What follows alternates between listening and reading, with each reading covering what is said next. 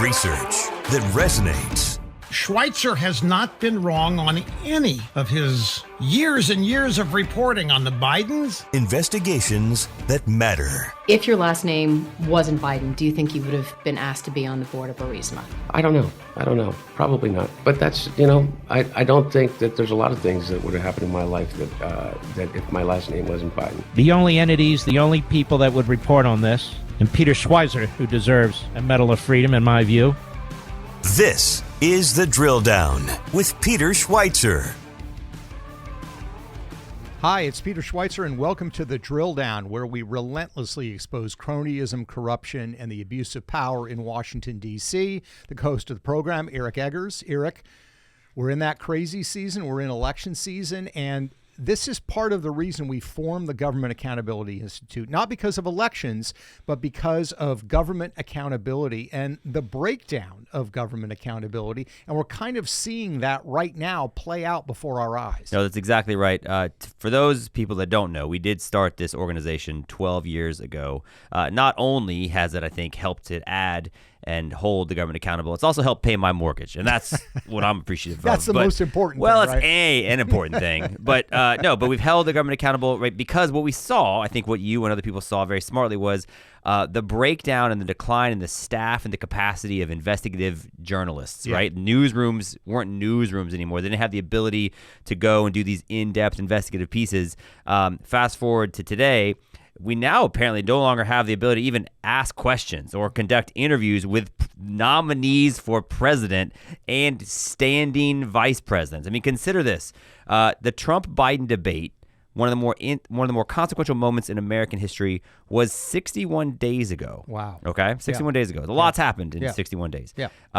Kamala Harris has been the Democratic nominee for nearly 40 days. And she's done, how many interviews has she done? None. That's correct. 0 if you're keeping track at home. Which means the last real interview she did, the last time she asked questions that she didn't know what they would be by a journalist, if you want to call them that, was after the debate. And listen to this exchange she had at the very beginning of the interview with Anderson Cooper. First, the debate of the 2024 presidential campaign is now history. The fallout from it is just getting started. Joining us now is Vice President Kamala Harris. Madam Vice President, thanks for being with us. CNN's John King has described a panic inside the Democratic Party right now because of President Biden's performance in tonight's debate. He's been hearing from Democratic lawmakers and others around the country. Some within your own party are wondering if President Biden should even step aside. What do you say to that? Listen, first of all, what we saw tonight is the president making a very clear contrast with Donald Trump on all of the issues that matter to the American people. Yes, there was a slow start, but it was a strong finish. And what became very clear through the course of the night is that Joe Biden is fighting on behalf of the American people, on substance, on policy, on performance. Joe Biden is extraordinarily strong. And but I'm sorry, that on substance and policy and performance tonight, I mean, the president's performance tonight clearly was disappointing for his supporters. CNN is reporting Democratic lawmakers watching the debate were worried about the president's performance. One said it was a disaster. Another called it a train wreck. Those are Democrats especially worried that Biden did not punch back on Trump's lies.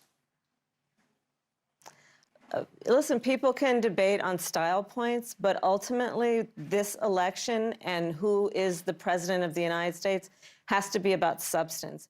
Yeah, it has to be about substance. Now, what's interesting to me about this exchange is Kamala Harris is stepping forward and kind of lying. I mean, she's clearly lying about his performance.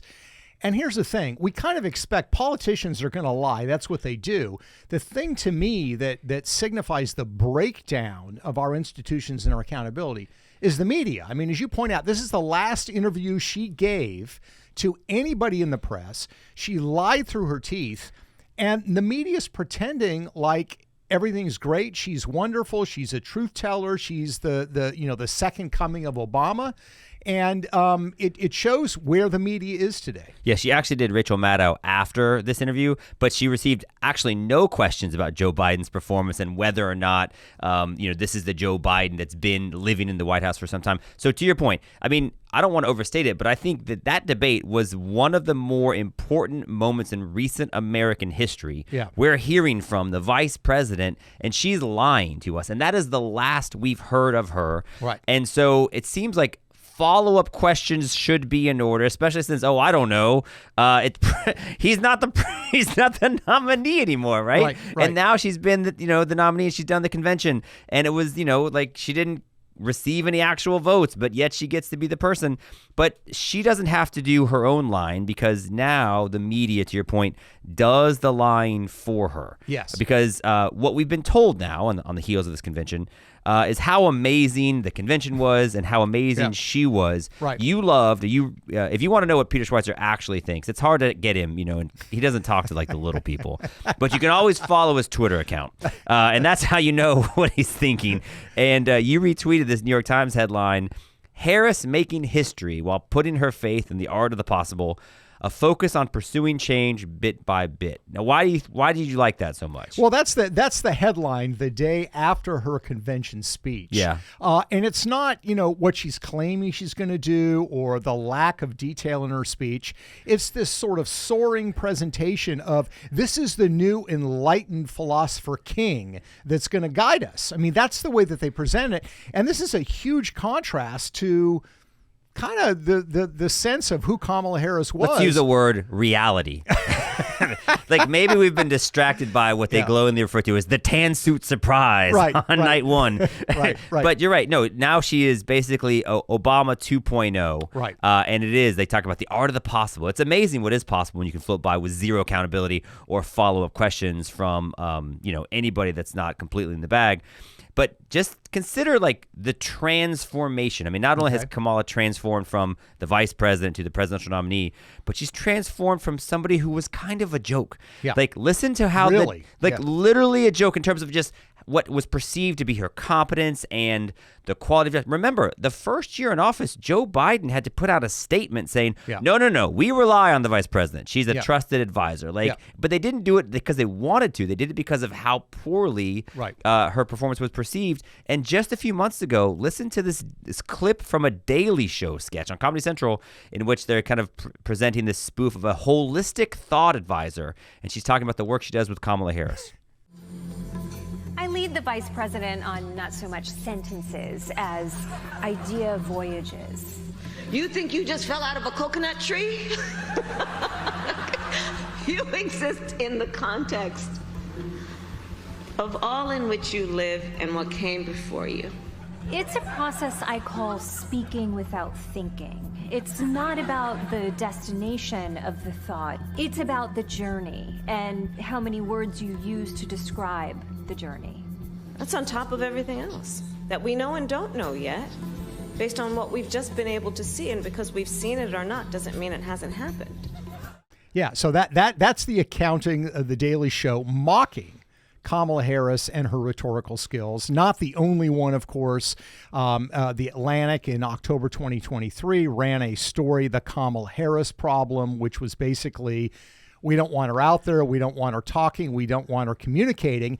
And then, in addition to sort of remaking her from this sort of vacuous political figure to this great orator, we now have the transformation of Kamala Harris as spreading joy. That's right. And apparently there was so much joy on her staff when she was vice president that people had too much. That's why so many of them left. Yeah, Tim Walz is not the only one with a former substance abuse problem. Apparently, most of Kamala Harris's vice presidential staff OD'd on joy so much that they became unemployed. And that's, a real thing. But to your point, the turnover, by the way, what was it? 90% of her staff left by the third year of her tenure, or the second year of her tenure as vice president. 90% staff turnover. 47 people who originally worked in her office, starting in January 2021, of the 47 initial staffers as of March 31st, when Open the Books Foundation did this amazing analysis, only 4 of the 47 people still worked in the office.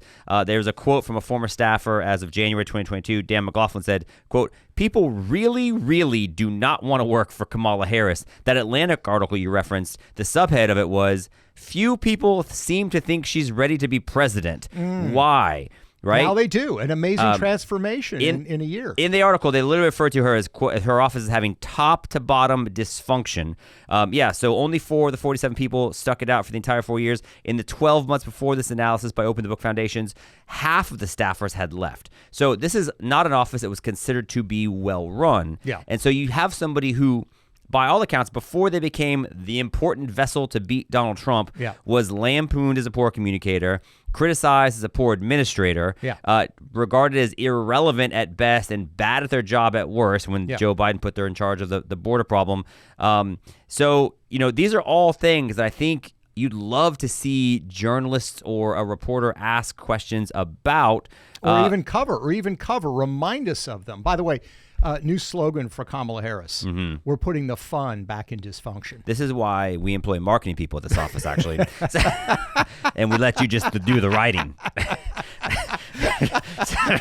But it's not bad because the word dysfunction does, in fact, contain the letters F-U, thankfully, in an N. So these are things that we'd want to have questions about. But there's also, and I think this is another real thing, so it's not just like, hey, it's a weird, we're going to get you on the staffing thing, and you have some questions and some challenges with the way you communicate. But there's also these policy reversals, and this is something that I do think that people are at least reporting on. Now, no one's asked a follow-up question yet. There's some suggestion that she might do a sit-down interview sometime this week. You and I get a chance to guest host for Sean Hannity's radio show. Maybe by the time we do that, we'll have an actual interview to be able to talk about. But she recently came out, Vice President Kamala Harris did, and pledges to spend hundreds of millions of dollars on the wall along the southern border, which seems like, a bit of a departure from where she's been previously. Yeah, I mean, my recollection is she thought it was humane, it was barbaric, it was terrible. And by the way, we have to point out here that, they're saying that she's changed her positions on these things. We don't really know. First of all, they really haven't put any policy positions out on their website. They haven't laid out actually what their policies are. No, pause. But don't just skip past this. That's really important. Think about that. So we've been told she's changed her positions, but all we have to go off of that is what somebody else said.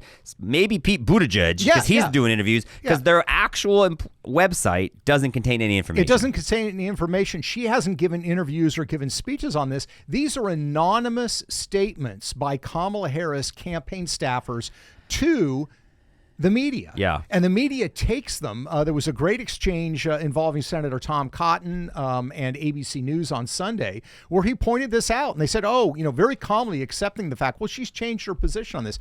How do we know that? And this is the thing I think that's so... Because I read it in a tweet. Exactly. I read it in a tweet, or some anonymous dude told somebody at a newspaper this is the case. And this is the problem. When we talk about the breakdown of institutions, this is exactly what's happened to the media. The media is not government, but the media is something that we need to have independent and functioning to fight corruption and cronyism, and they're failing on their job consistently. And to your point about what we actually know versus what we actually don't know. So what's making headlines now in terms of what people will vote on is what they think might be actual official U.S. policy comes from an anonymous source, and that suggests that they're going to support the border wall. Oh, by the way, the border and the border problem we've had under Joe Biden has become this incredibly important political issue, right? It has. So I'm sure there's not a coincidence that now Kamala Harris is saying, no, we're going to build the border wall. And it's genius, by the way. I'll just say it's genius because think about this.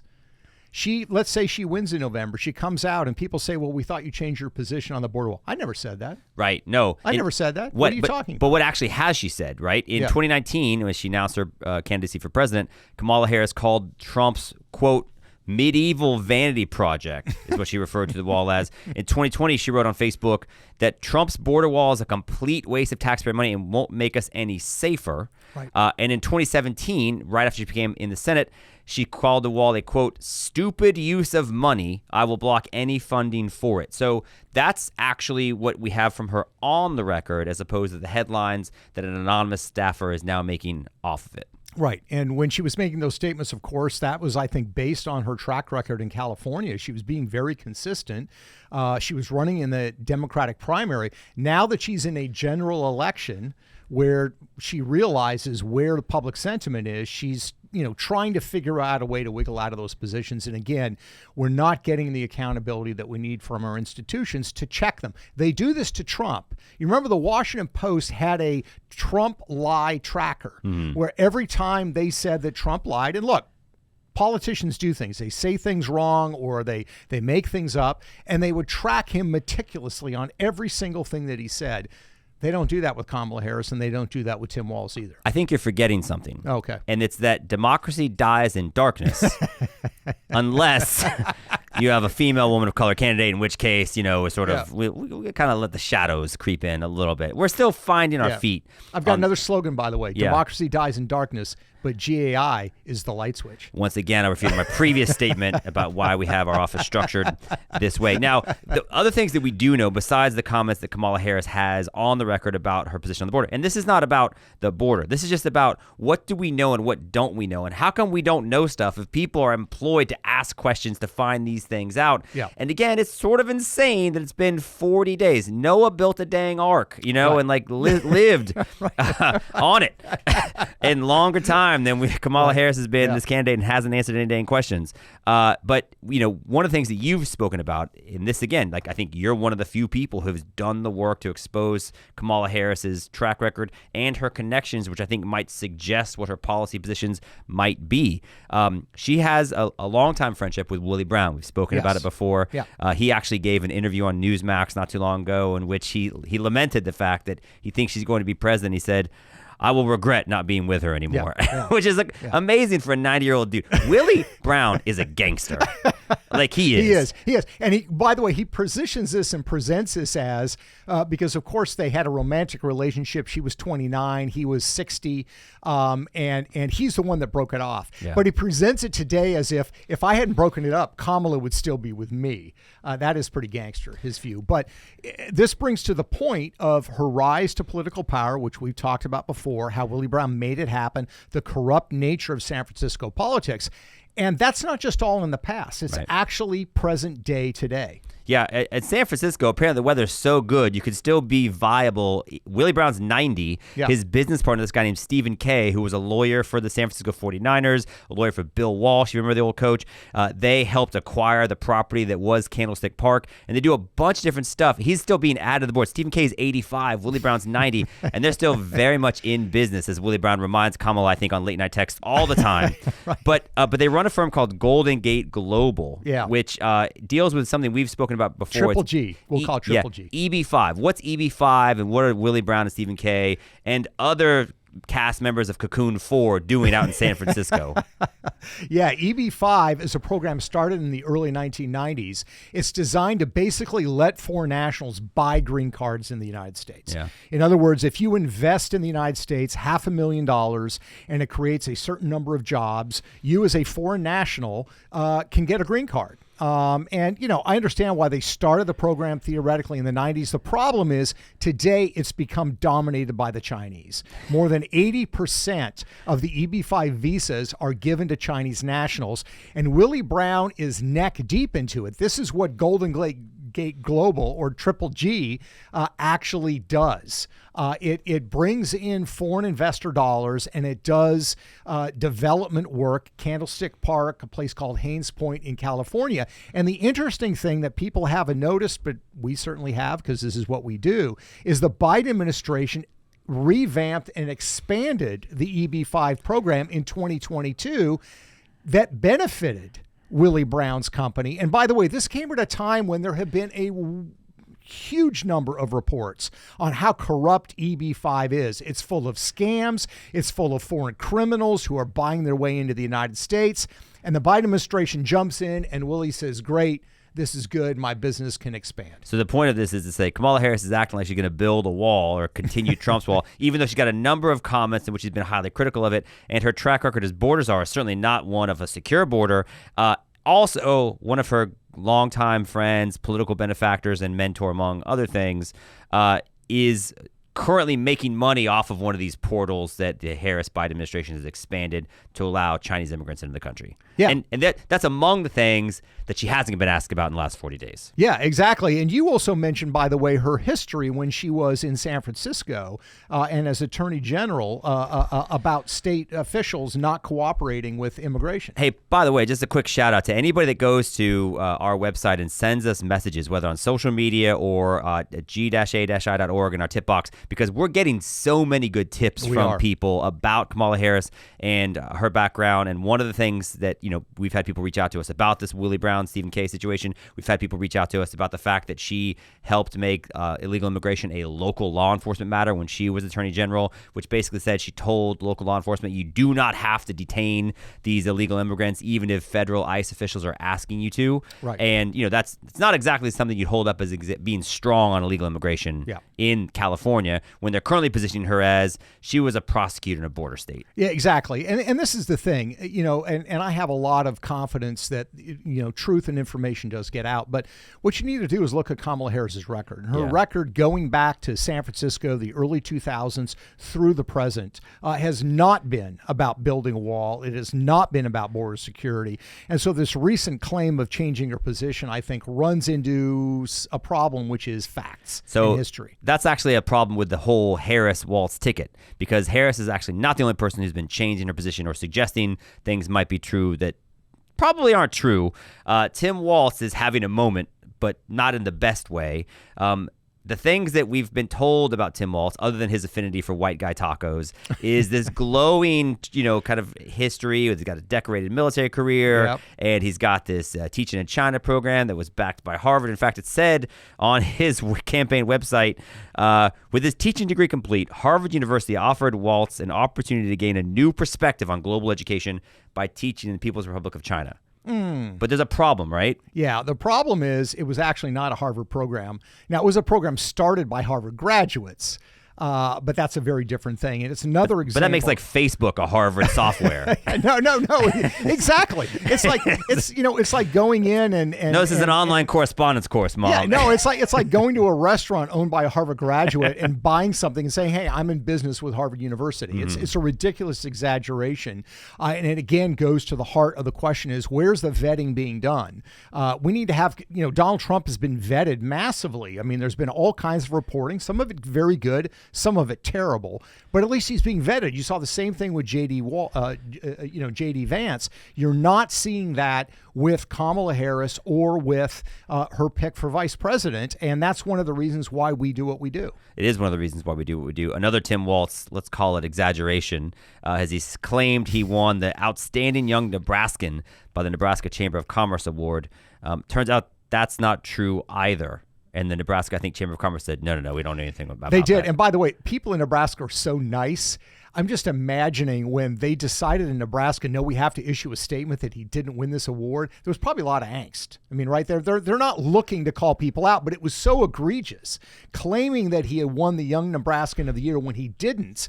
They came out and called out on it again. You're not seeing any of this in the mainstream media, any of these stories. I go back to 2012 when Mitt Romney was running against Barack Obama, and the Washington Post ran a front page headline that in high school, Mitt Romney and a couple of other guys had forcibly cut the hair of one of their classmates. I mean, and this was a front page story. You've got multitudes of things from Walz going, from when he was a professional, when he was in college, where he's exaggerated or lied about his resume, and no coverage by the mainstream press. Just wait till next week when the Washington Post comes out with their expose. J.D. Vance doesn't actually know the names of any donuts. That's why he's like, sprinkles-ish. I don't know. I'm so weird. But that's the kind of reporting that we'll expect. Meanwhile, these very serious policy implications with the Democratic nominee for president and her vice presidential nominee remain unchecked and uninteresting to mainstream media, at least so far. We'll see if anything happens next week, and if there's any actual interviews that conducted and any of these questions are raised. Yeah. Now, people may be asking, okay, you're talking about Harris, you're talking about Walz. Are you going to talk about Trump and about J.D. Vance? And of course we are. are, but our role has always been to fill the gaps, right? When everybody zigs, we zag. And the point is, we don't follow on what other people are doing. We try to break news and bring forth information that nobody else has. And the problem is, when the mainstream media is so obsessed with only focusing on one side, we end up, unfortunately, spending a disproportionate time on one side of the political equation because nobody else is actually doing it in the media. But we are, in fact, going to continue to monitor things involving people from both political parties. That's what we've always done. That's what we'll continue to do. Here's my question for you, Eric. We sit here and we can talk about this and we can complain about it. What can actually be done? What would you encourage people in the audience to actually do, given the fact that the flow of information is being pushed in such a way that people are not actually getting the full force of facts and information on people that are wanting to be president of the United States? You know, this is why you're not a lawyer, because they teach you in law school, never ask a question you don't know the answer to. And you have no idea what I'm about to say, but you've actually set me up incredibly well, because I was speaking with Grant and our team here on our social media staff. And I think, honestly, a thing that you can do is share this information, right? Yeah. Because I think the more that you take what you consider to be real and viable information, things that they're accurate, not kind of hot takes, but like legitimate information. Yeah. And you can share it. You can either share it on your social media platforms. We'd love for you to share any of the things that we produce that you consume, that you like and you think are worthy. Let your friends know, because I do think that there is a major gap right now when you've got 40 days that go by plus with no interviews with the person who's the nominee for president of the United States. Yeah.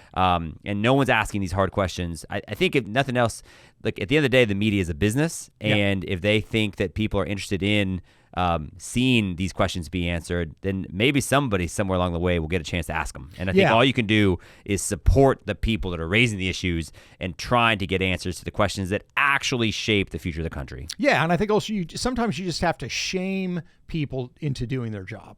And I think the media has really trashed their brands. They're basically down there with Congress in terms of approval of the job that they're actually doing. So they're really damaging their brands. But I think that's great advice. And I think it's true. I mean, here's the optimistic view of how we have to look at this.